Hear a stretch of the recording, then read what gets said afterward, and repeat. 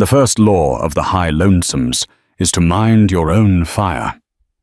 You don't share your warmth, you don't share your grub, and you sure as hell don't share your trust. It's a law written in the frozen bones of fools who thought otherwise. Malachi Stone lived by that law for 30 years. But on a bitter night in the Dakota Black Hills, with the wind howling like a choir of banshees, he broke it.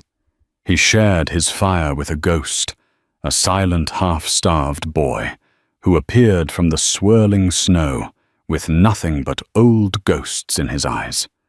That single act of kindness should have been his end. Instead, it became the start of a legend of blood betrayal and a vein of gold so rich it could build an empire or bury a man for all time. The cold was a physical thing in the Black Hills that winter of '77. It was a predator that sank its teeth into wood and bone, a palpable presence that seeped through Malachi Stone's thick buffalo coat and settled deep in his marrow. For a month, he'd seen nothing but the grey silhouettes of pines against a perpetually bruised sky. Heard nothing but the cry of the wind and the crunch of his own snowshoes. At 63, Malachi was a relic, a man carved from the same gnarled timber as the mountains he called home. His face was a road map of hard miles and harder sorrows. His beard, a tangle of iron grey shot through with the white of frost. He'd come to these hills not for the gold that had driven thousands mad in Deadwood and Custer City, but for the quiet fur of beaver and mink. Gold was a fever, a sickness that burned hot and fast, leaving hollowed-out men and ghost towns in its wake. Furs were patient. Furs were honest. They demanded skill, not luck, and Malachi was, if nothing else, a skillful man. His fire was a small, defiant fist of orange against the encroaching blue twilight. Tucked into the lee of a granite outcrop, it was his only companion. He was roasting a skinny rabbit on a spit, the fat hissing as it dripped onto the flames. The scent was the only pleasant thing in a 100-mile radius. It was this scent, he figured later, that brought the boy. He didn't hear him approach. The wind and the thick blanket of snow swallowed all sound. One moment Malachi was alone, turning the spit. The next he felt a prickle on his neck, the ancient instinct of a hunted thing. He didn't reach for the Colt Peacemaker at his hip, or the Hawken rifle resting against the rock. He simply went still, his eyes scanning the edge of the firelight. And there he was. Not a man, not a bear, but a boy. He stood just beyond the ring of light, a fragile spectre against the deep woods, his form so thin the wind seemed to pass right through him. He couldn't have been more than 10 or 11, dressed in clothes that might once have been fine, a wool jacket and trousers now shredded and filthy. He wore no hat, and his dark hair was matted with ice and grime. But it was his face that stopped Malachi's heart for a beat. It was pale, gaunt, and utterly terrifyingly blank. His eyes, huge and dark in their sunken sockets, stared at the fire with a hunger that went beyond mere food. It was a hunger for life itself. He didn't speak. He didn't shiver. He just stood there, a statue of misery. Malachi's first thought was of the Sioux, but the boy was white, and the Lakota had been mostly driven from these parts after the Custer fight the year before. A settler's kid, then lost from a wagon train. Unlikely this deep into the mountains, and this late in the season. "You lost, boy."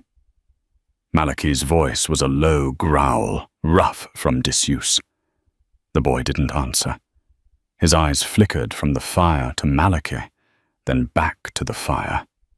There was no fear in them, no recognition, nothing. It was like looking at a doll. Malachi's hand tightened on the handle of his skinning knife. A decoy. Was there a band of road agents waiting in the trees using a child as bait? It was a low-down, dirty trick, but he'd heard of worse.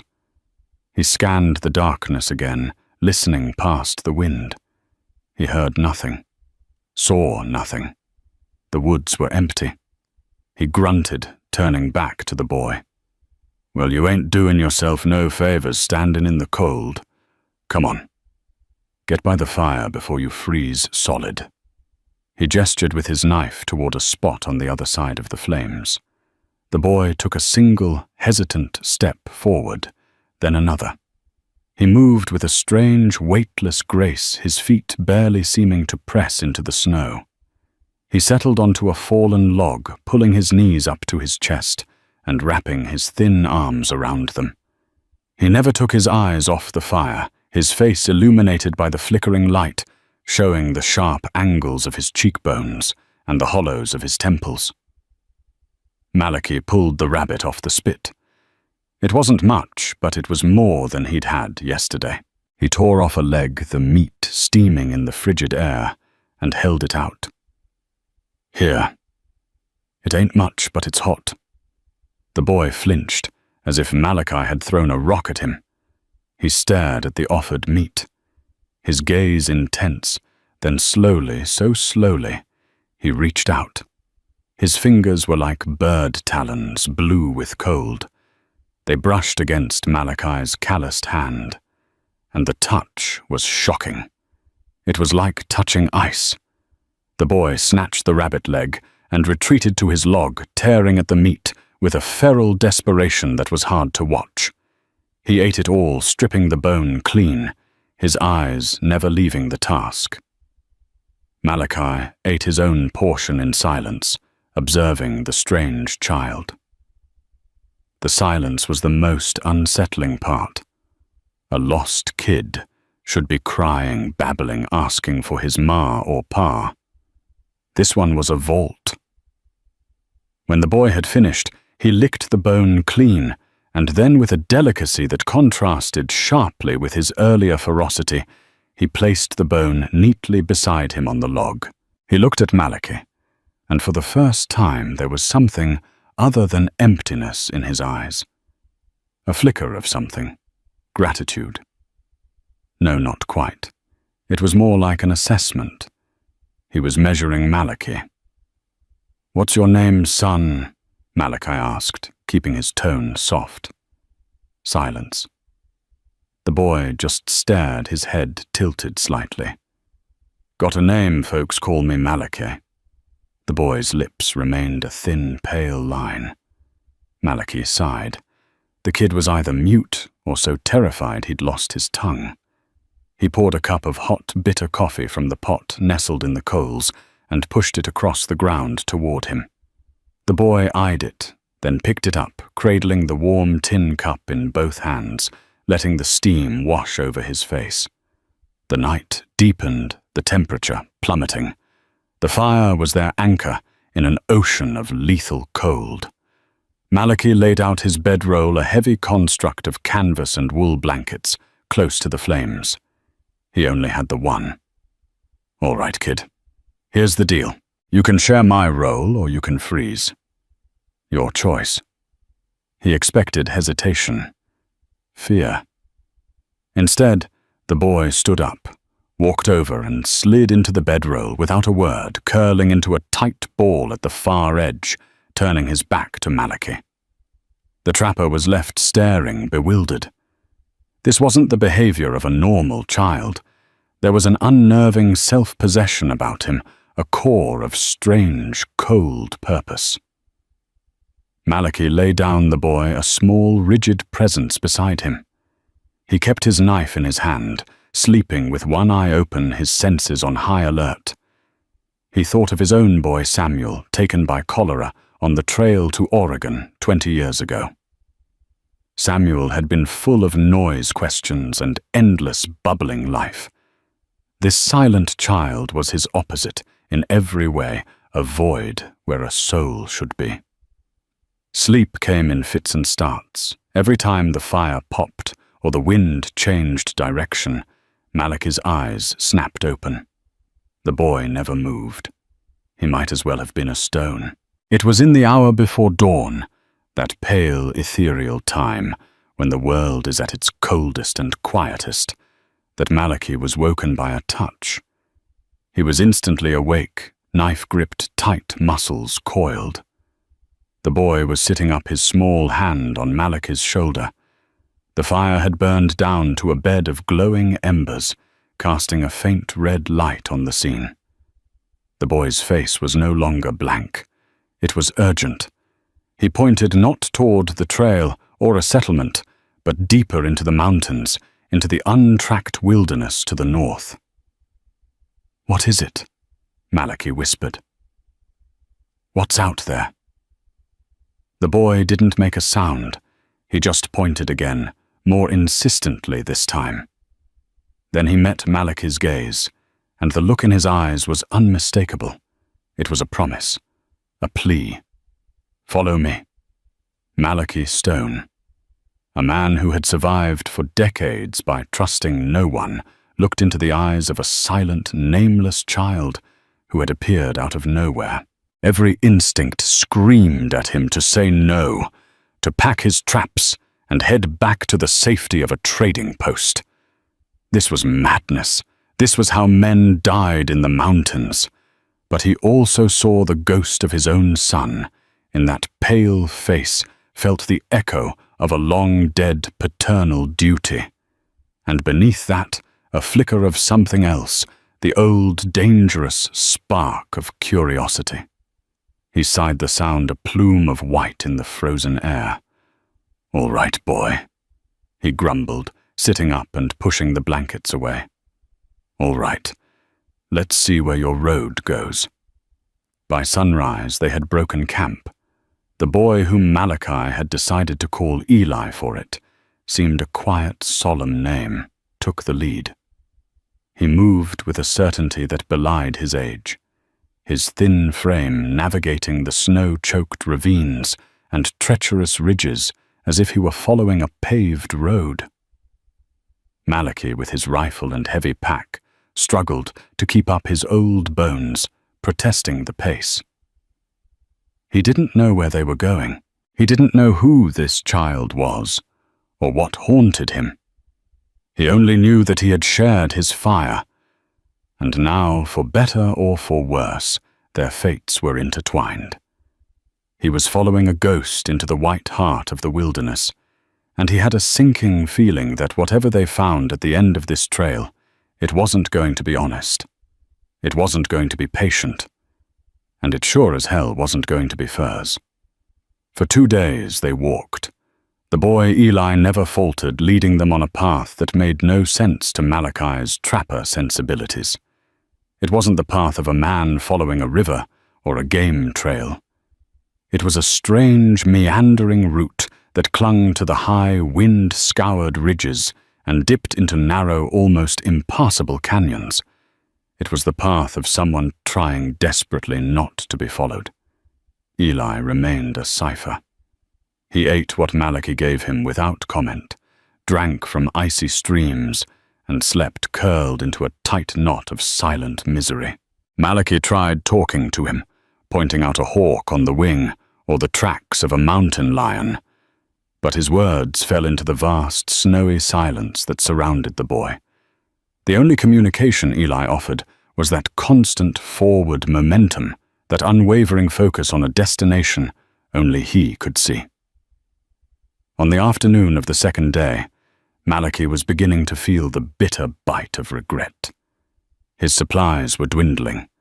They were in uncharted territory, miles from his trap lines. He was an old fool, led on a wild goose chase by a traumatized child who was likely just wandering in circles, revisiting the scenes of some forgotten horror. He was about to call a halt to force the issue when Eli stopped.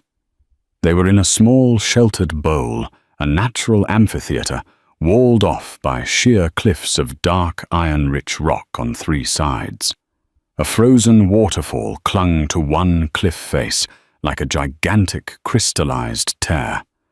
The place felt ancient and hidden a secret pocket of the world. Eli stood at the center of the bowl, his head cocked as if listening. Then he walked to the base of the frozen waterfall, to a spot where the ice didn't quite meet the rock.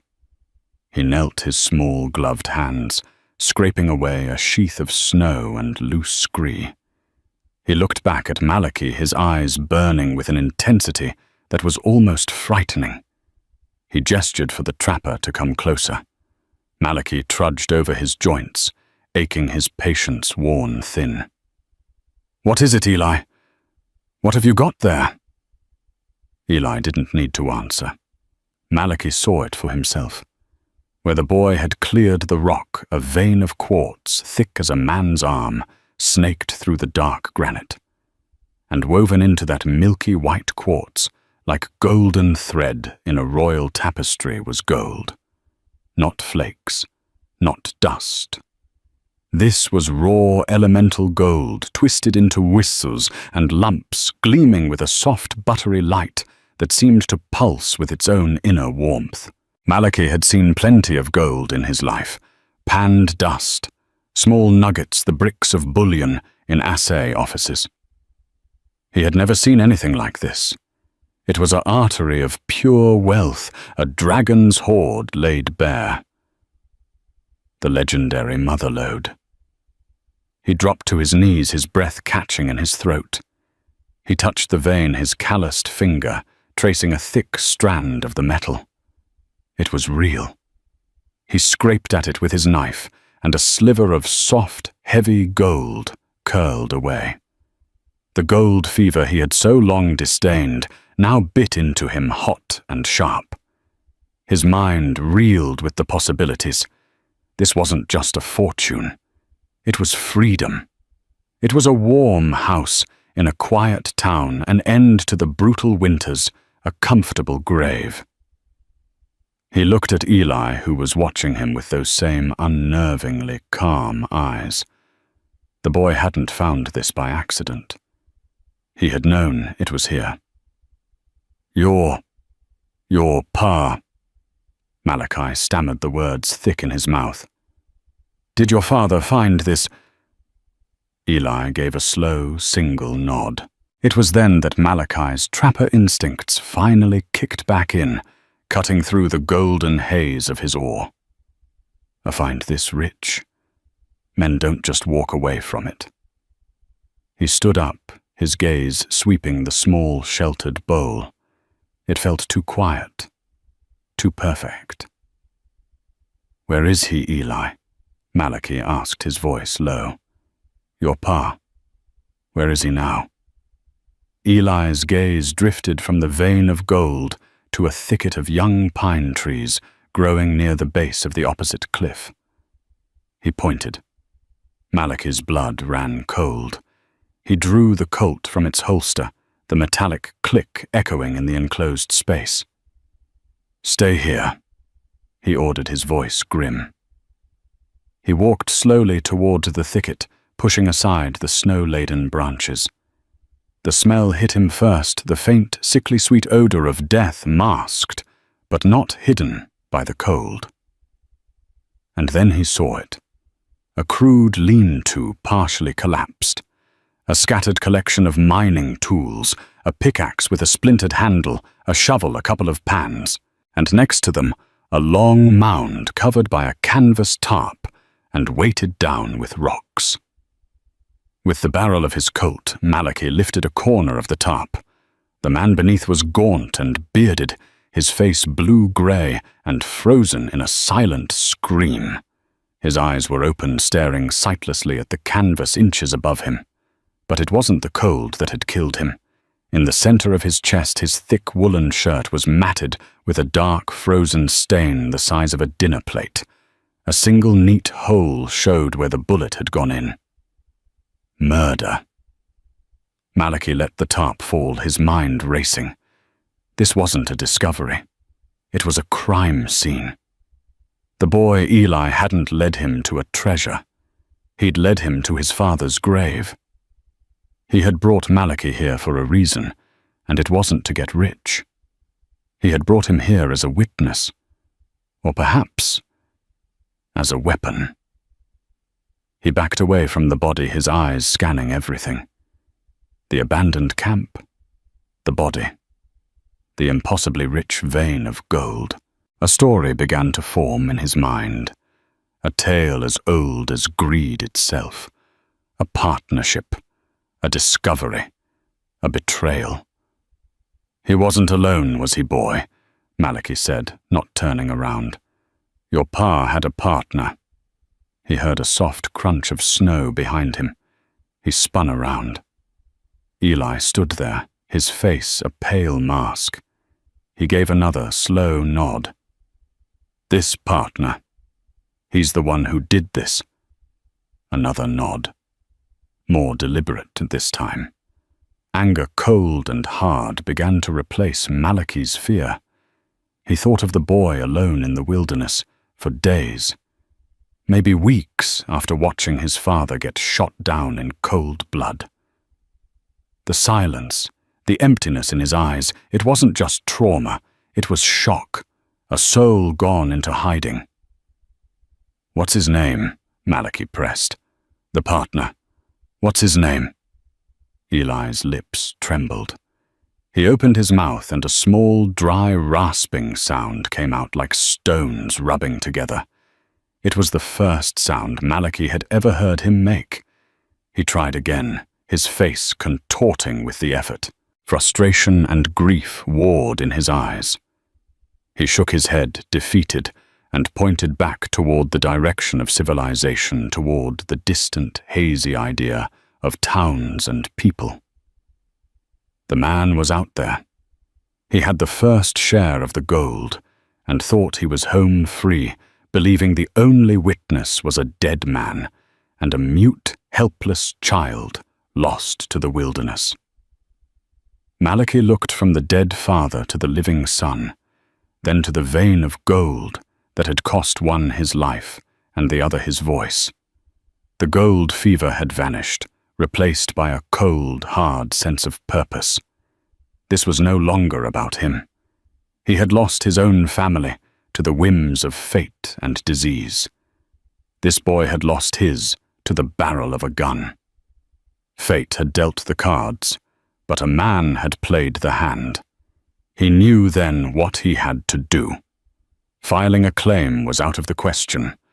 Going to the law in a town like Deadwood, a place run by greed and fear, was a fool's errand. A man with a pouch full of raw gold could buy any story he wanted. The law would likely clap Malachi in irons for the murder himself and take the boy as a ward of the corrupt state. No. This required a different kind of justice. He walked back to the grave. We can't leave him like this, he said more to himself than to Eli. He deserves a proper burial. He spent the next hour using the abandoned shovel to dig a deep grave in the frozen ground, a brutal, exhausting task. Eli watched silent and still. When it was done, they gently lowered the tarp-wrapped body into the earth. Malachi, clumsy with forgotten words, recited the Lord's Prayer, his voice a low rumble in the quiet bowl. As he filled the grave, his mind was working. The killer would have taken what gold was already mined, but he wouldn't have the tools or the time to get more from the vein itself. He'd need to come back with men and equipment, which meant he couldn't be far. When the grave was filled and marked with a cross made of pine branches, Malachi made a decision. He took the pickaxe, and with a strength born of fury, he swung it against the exposed vein. A chunk of quartz and gold, heavy as a man's head, broke free. He smashed it into smaller, more manageable pieces and filled a small leather pouch, a weight of evidence that felt both priceless and profane. Then he did something that went against every prospector's instinct. He took the shovel and began to heave snow and rock and deadfall over the exposed vein, hiding it from sight, burying the glittering promise back into the mountainside. Eli watched him, a question in his eyes. "He'll be back for it," Malachi explained, his breath coming in ragged plumes. "This is the bait, but we're not going to be the prey." He looked at the boy whose real name he still didn't know. "I need you to do something for me, Eli. I need you to think hard. This man, the partner, did he have anything special about him? A scar, a strange way of talking, a piece of clothing, anything?" Eli stared at him, his brow furrowed in concentration. For a long moment there was nothing. Then his eyes lit with a spark of memory. He knelt in the snow and with a shaking finger began to draw. It was a crude, childish sketch, but the image was unmistakable. A pistol, but not just any pistol. This one had a snake carved into the ivory grip, its body coiling up toward the hammer. Malachi Stone felt a chill that had nothing to do with the cold. He knew that gun. He'd seen it 2 months ago in a saloon in Cheyenne. It belonged to a man known for his charm, his ruthlessness, and his ambition. A man who had been asking questions about promising new territories. A man named Silas Kane. The journey out of the mountains was a descent into hell. A winter storm, black-bellied and furious, swept down from the north, trapping them in a whiteout for a full day. They huddled in a hastily dug snow cave, the wind screaming over their heads like a freight train. Malachi held Eli close, the boy's small body a fragile furnace against the all-consuming cold, and thought of Silas Kane. He remembered Kane clearly now. A handsome man, deceptively so, with a quick smile that never reached his cold, calculating eyes. He wore tailored clothes that looked out of place in the grimy saloons he frequented, and he handled that ivory-gripped Colt with the casual familiarity of a predator. Kane was a viper cloaking his venom in civility. He wasn't a common back-shooter. He was smart, patient, and influential. This changed everything. Walking into Deadwood and accusing Silas Kane of murder would be suicide. Kane would have friends, paid men, and the kind of influence that could turn a sheriff blind and a judge deaf. The pouch of gold in Malachi's pack, meant to be proof, would instead be seen as motive. They'd hang him and send the boy to some bleak orphanage, and Kane would be free to claim the richest gold strike in the Dakota Territory. "He'll think you're dead, Eli," Malachi whispered into the howling wind of the snow cave. "He'll think the cold or the wolves got you. That's our only advantage. He's not looking for us. Not yet." When the storm broke, they pressed on, driven by a new urgency. Malachi wasn't heading for Deadwood. Not directly.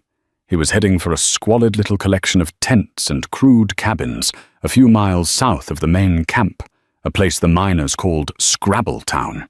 It was a haven for those too poor, too desperate, or too crooked for Deadwood proper.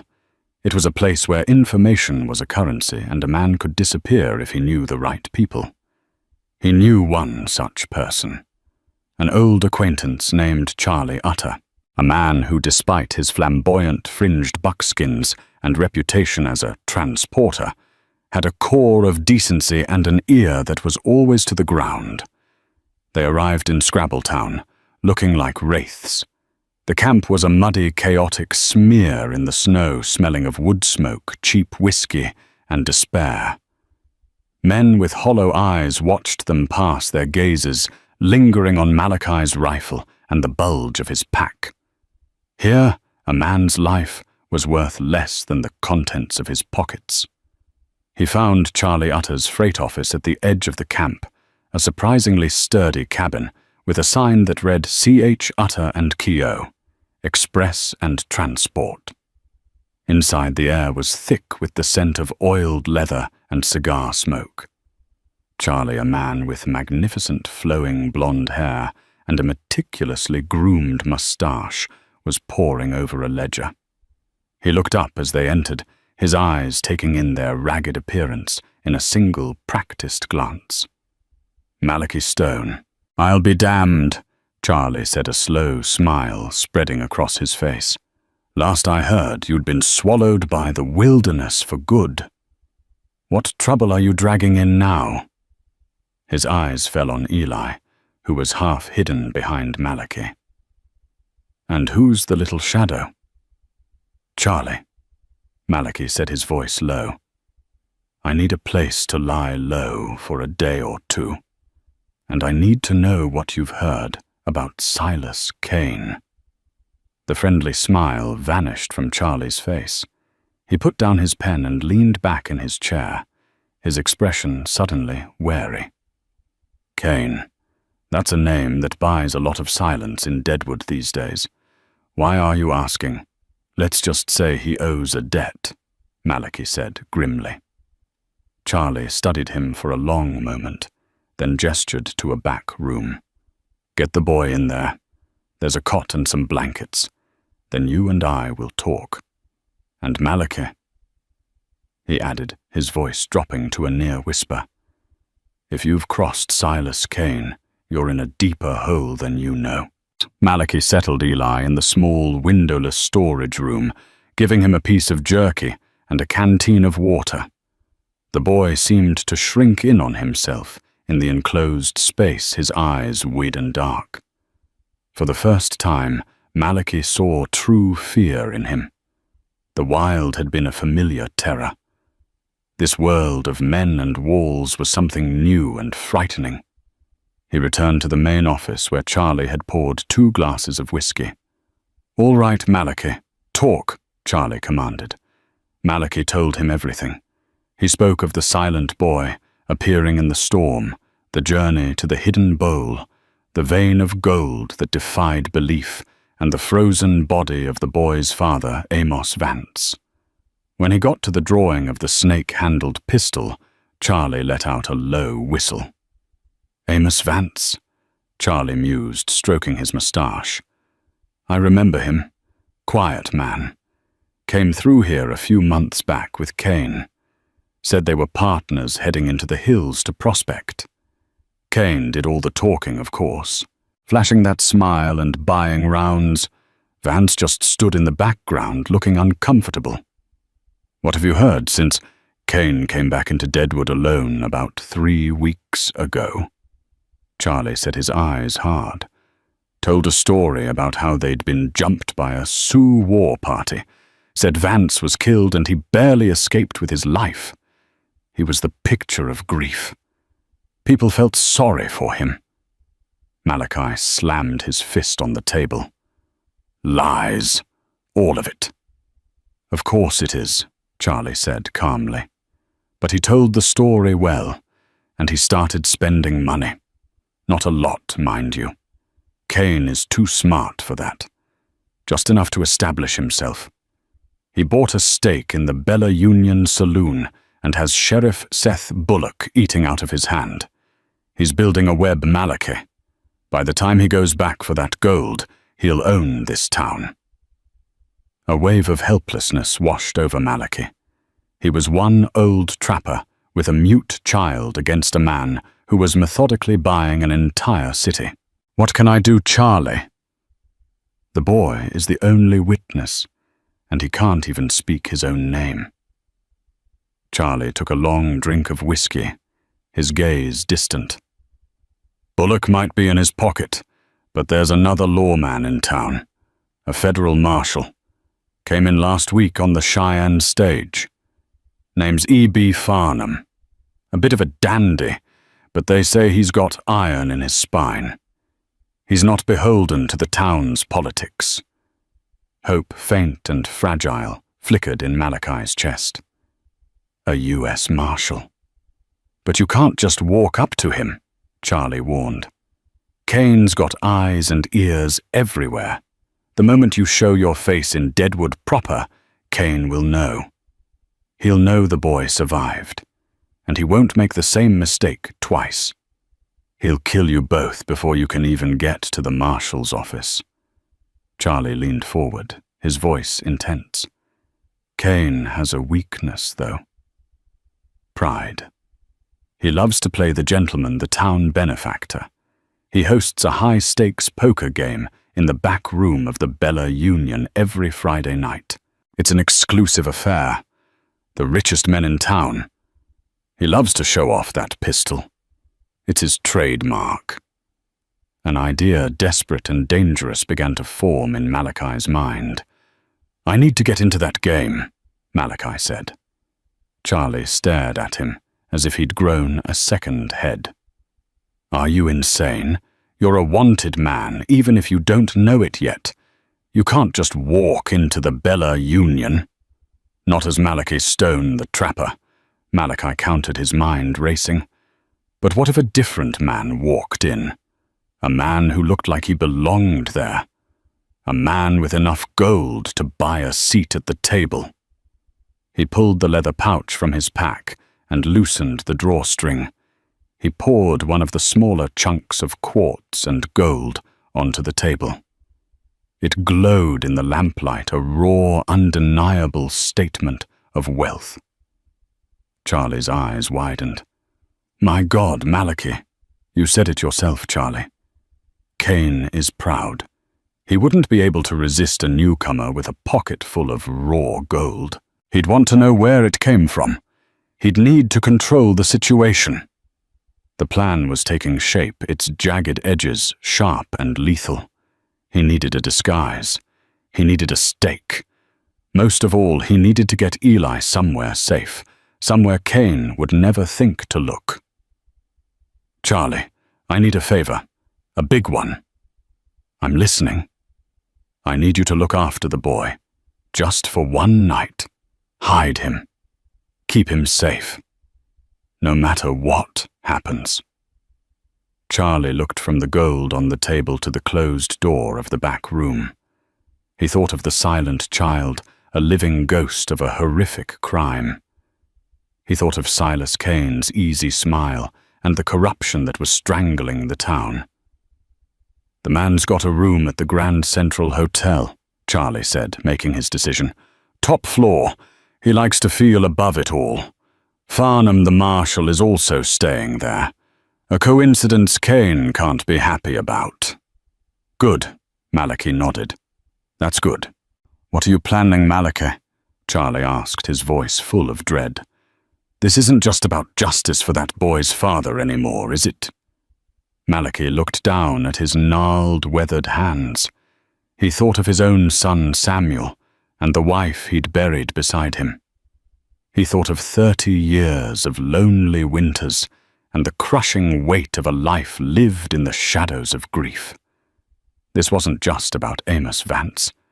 It was about this one last chance to stand for something, to protect an innocent, to face down a devil. "No, Charlie." Malachi said, his voice quiet but hard as granite. "This is a reckoning." The transformation of Malachi Stone was less a disguise and more an excavation. Charlie Utter, a man who understood that civilization was merely a costume, served as the architect of this strange rebirth. The decades-old buffalo coat, stiff with the grime of countless campfires and frozen dawns, was shed like a second skin. In its place, Charlie procured a respectable black frock coat, bought at an extortionate premium from a nervous merchant who clearly preferred not to know its purpose. A hot bath, the first Malachi had endured in months, turned the water a murky grey. As the layers of dirt and wilderness washed away, so too did the anonymity he had worn for 30 years. A straight razor sharp and cold against his throat scraped away the grizzled beard, revealing a jawline as hard and unforgiving as the granite of the Black Hills. His face, lean and weathered, emerged from the wilderness, each line a story of hardship, each scar a memory. When Charlie had finished trimming his tangled mane and a new black hat was settled squarely on his head, the man in the mirror was a stranger. He was no longer a ghost of the mountains. He was a monument of a man, stern and imposing, his eyes holding the cold, heavy authority of someone who had seen the bottom of the world and climbed back out. The final piece of the charade required a visit to the belly of the beast. Raw, gold-laced quartz was the mark of a prospector, not a gentleman of means. Charlie, his connections a web stretching into every dark corner of Deadwood, made a quiet inquiry at the Gem Theatre. He met with its proprietor, Al Swearingen, a man whose soul was as black as the lung rot that afflicted his patrons, but whose grasp of commerce was absolute. For a percentage that would make a banker blush, Swearingen's grimy, one-eyed metallurgist took Malachi's rocks into a back-alley forge. In the hellish glow of the fire, the quartz was smashed, the gold melted down its wild natural beauty, tortured into a small, heavy ingot of almost pure civilized wealth. It felt profane in Malachi's hand, a statement, an entrance fee, and a weapon. Before venturing into the night, he returned to Charlie's back room. Eli was on the cot, a small, still figure in the gloom.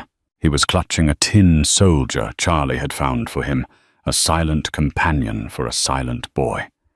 When Malachi entered, the boy looked up, and his eyes, whittle and dark, filled with a primal confusion.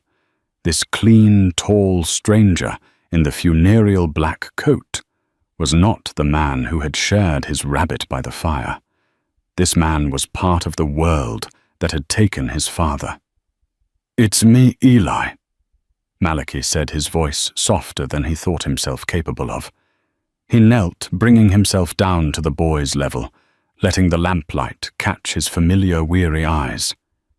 "It's Malachi." Recognition flickered a hesitant spark in the darkness, but it was immediately chased by a deeper fear. This change was a prelude to something terrible. "I have to go out for a while." Malachi continued his words, slow and deliberate. "There's a bad man I need to see. Charlie's going to stay right here and look after you. You'll be safe. Do you understand me?" Eli's throat worked, but no sound emerged. He gave a tiny, almost imperceptible nod, his knuckles bone white where he gripped the little soldier. "I'm doing this for your pa," Malachi said, his voice thick with a resolve that was as much for himself as for the boy. "And I'm doing it for you. I'm going to make things right." He rested a large, now surprisingly clean hand on Eli's small shoulder. The gesture was a promise, a vow, a farewell. He felt the boy tremble beneath his touch. Then he stood, turned, and walked out of the room without looking back, because if he had, he feared his courage would have failed him. Deadwood at night was a city of feverish, desperate dreams. The main thoroughfare, a churning river of mud and filth, reflected the garish lights from a dozen saloons. From every swinging door spilled the cacophony of tinny pianos, drunken shouting, and the shrill laughter of painted women. It was a city built on a foundation of greed, its air thick with the smell of wet earth, cheap whiskey, wood smoke, and despair. At its heart, the Bella Union stood as a monument to expensive vice, its windows glowing like the eyes of some great malevolent beast.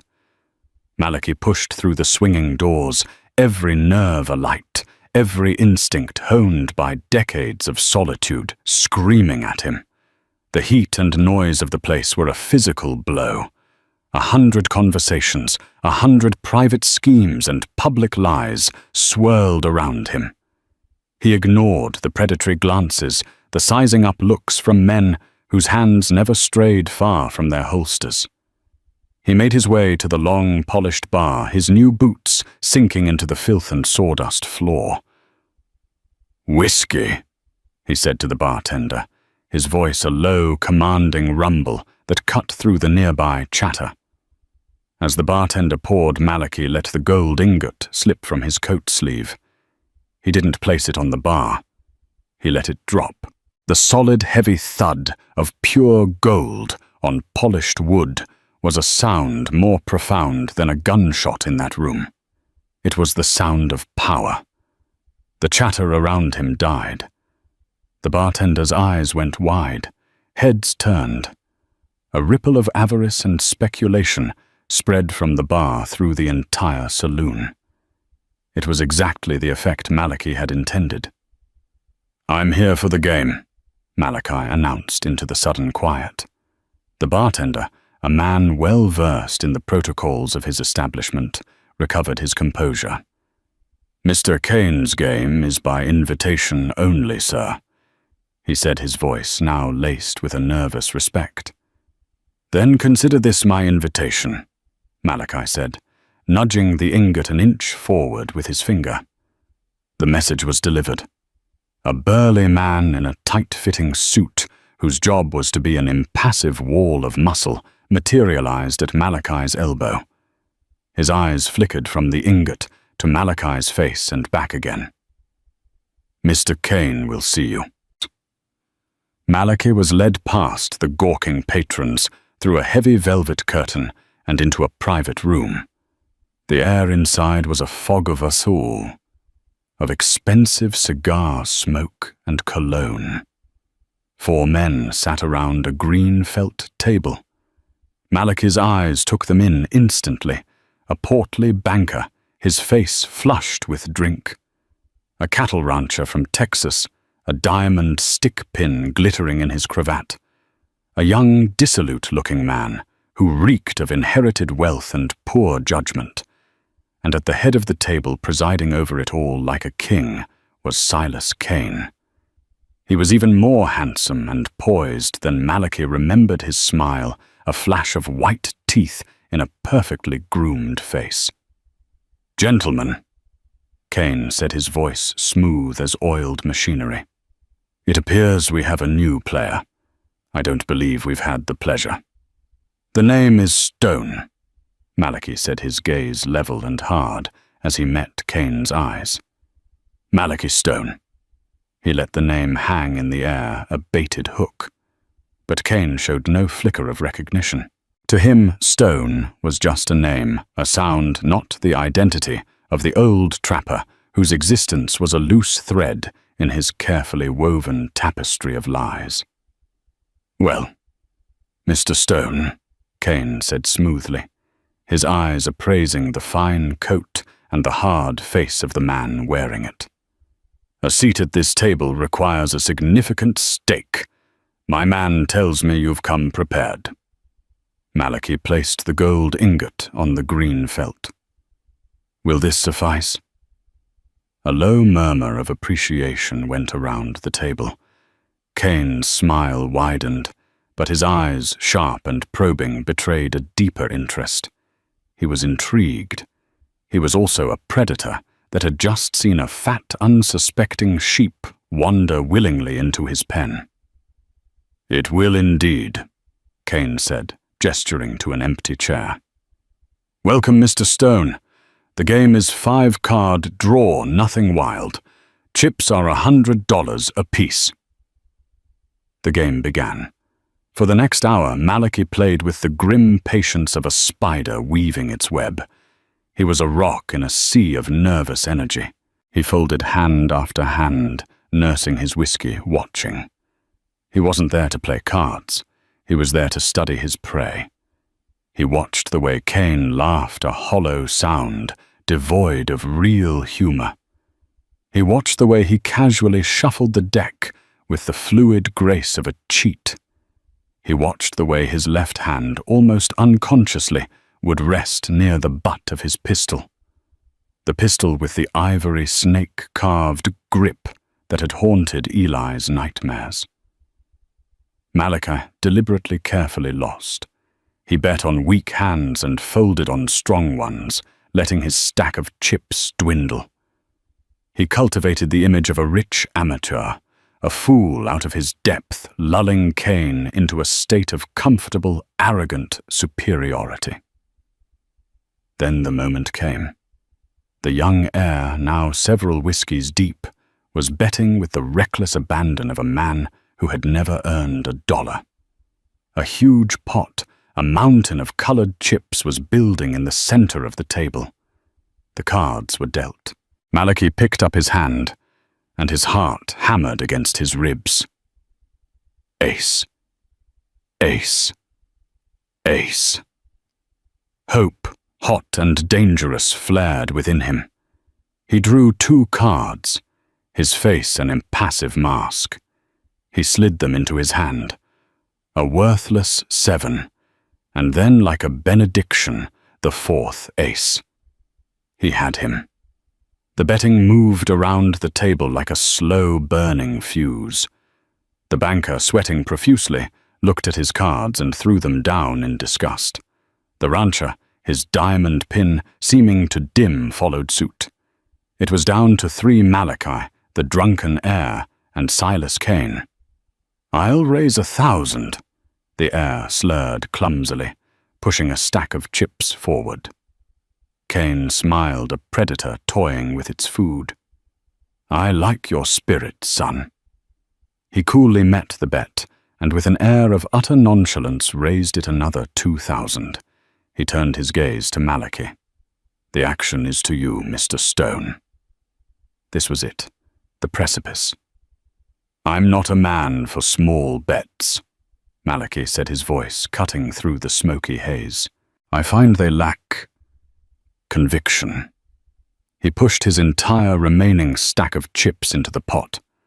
"And I'll raise you this." He reached into his coat and produced the heavy leather pouch, the one containing the gold-veined quartz. He dropped it onto the table with a soft, meaningful thud. "Raw color," he announced to the silent room. "From a new strike. My partner and I found it deep in the hills. Richest vein I've ever seen." A palpable silence fell over the room. The other players stared at the pouch. The words partner and new strike had electrified the air, charging it with the raw, frantic energy of gold fever. Kane's smile tightened at the corners. His eyes, fixed on the pouch, held a new and dangerous light. This wasn't just a game anymore. He believed it. The story, the gold ingot, this raw sample, it all fit. This old fool had stumbled onto his vein. My, Kane said softly. "A bold move. What do you say, son?" The drunken heir, suddenly sobered by the sheer weight of the stakes, stared at the pot, his face pale. He stammered, shook his head, and folded his hand with a gesture of surrender. It was just Malachi and Kane. "Just you and me," Malachi said, holding Kane's gaze. "Partner." He let the last word hang in the air, waited with unspoken meaning. For the first time, a flicker of genuine uncertainty crossed Kane's face. He tilted his head, the well-oiled facade cracking for a fraction of a second. He was trying to place the old man's face, the gravelly voice that held a strange, unsettling familiarity. "You're holding a strong hand, Mr. Stone," Kane said, his voice like silk stretched over steel. "The strongest," Malachi confirmed. Kane looked at his own cards, then back at Malachi's unreadable face. Greed warred with caution. He wanted the gold, he wanted the location of the strike, but some primal instinct screamed that this was a trap. The greed won. "I call," he said, pushing his massive stack of chips forward. "Let's see your conviction." With agonizing slowness, Malachi spread his hand on the table. 4 aces. A collective gasp went through the room. Kane's face went rigid, a mask of disbelief and fury. He had lost. But it wasn't about the money. Not anymore. As he reached out a hand to rake in the massive, life-altering pot, Malachi looked directly into Silas Kane's eyes. "You know my partner. He was a trusting man," he said, his voice low and cold as a grave. "His name was Amos Vance. He made the mistake of trusting a man with a snake on his gun. Cain froze. The blood drained from his face, leaving it a waxy, sallow color. The name. The description of the gun. It all crashed down on him at once. He wasn't looking at a cattle baron named Stone. He was looking at a ghost. He finally recognized the eyes of the old trapper from the fireside. The one who was supposed to be a myth, a loose end, long since buried by the snows. And if the trapper was here, the boy. His hand didn't go for his losing cards. It dropped like a stone to the butt of his pistol. But Malachi was ready. In the same fluid motion as he revealed his cards, his other hand had swept the heavy gold ingot from the edge of the table. As Cain's fingers closed around the ivory grip of his coat, Malachi flung the ingot with all the force of his grief and fury. The solid gold bar flew across the table and struck Cain's wrist with a sickening wet crack of breaking bone.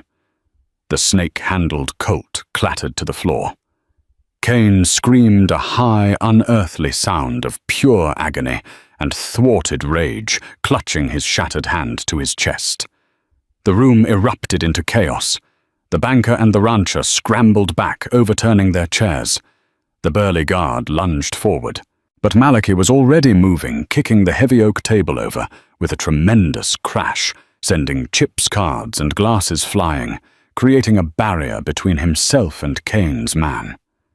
He drew his own Colt Peacemaker, its long barrel looking steady and lethal in his hand.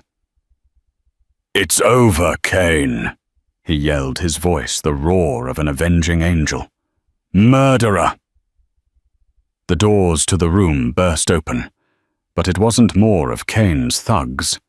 It was a tall, distinguished man in a fine suit, flanked by two grim-faced deputies. U.S. Marshal E.B. Farnham had arrived. "Drop your weapon," Farnham commanded, his voice ringing with an authority that cut through the panic. "He's the killer," Malachi shouted, keeping his gun trained on Cain, who was writhing on the floor. He murdered his partner Amos Vance for a gold strike. The boy saw it all. "What boy?" Farnham demanded, his eyes darting from Malachi to the incapacitated Cain. At that moment, as if on cue, the velvet curtains parted. Charlie Utter stepped into the room, his hand resting protectively on the shoulder of Eli Vance. The boy's eyes were wide, fixed on the screaming, broken man on the floor. He raised a trembling arm and pointed a small, shaking finger at Cain. Then a sound that no one in that room ever expected to hear, a miracle born of terror and vindication. A small, raspy but clear voice sliced through the stunned silence. "Snake," Eli said, his gaze dropping to the pistol on the floor. "Snake gun." It was all the proof Farnham needed. Cain, seeing the boy, hearing the voice, seeing his Entartsohun world crumble to dust, let out a desperate animal snarl and lunged for the fallen pistol with his good hand. He never made it. Malachi's Colt barked once the sound deafening in the enclosed room. The shot was not aimed to kill, but to end. It was precise. It caught Cain in the shoulder of his good arm, spinning him around and slamming him back against the wall, where he slumped to the floor, disarmed, defeated, and utterly broken. Malachi stood over him, smoke curling from the barrel of his gun, the reckoning finally terribly complete. He lowered the pistol, and his eyes found Eli's. The boy was staring at him not with fear, but with a dawning, wondrous awe. The silence had been broken. The ghosts were beginning to recede. The long, cold night was finally over. And so the legend of Grizzled Malachi and the silent boy wasn't truly about the river of gold they found, but about the justice they fought for and the future they built. The gold secured the claim in Amos Vance's name, with Eli as the sole heir, and Malachi Stone as his legal guardian. They never went back to the High Lonesomes. They bought a ranch in the quiet foothills, a place with running water and green pastures. The gold became a foundation, but the real treasure was the family forged in the crucible of betrayal and survival. Eli slowly found his voice again, and Malachi, the old trapper, who thought his heart was frozen solid, found a reason to live for the sunrise. If their story of survival and justice in the unforgiving West struck a chord with you, help us share more tales like this. Please hit that like button, share this video with someone who loves a true Western drama, and most importantly, subscribe to our channel and ring that notification bell. You won't want to miss where the trail leads next.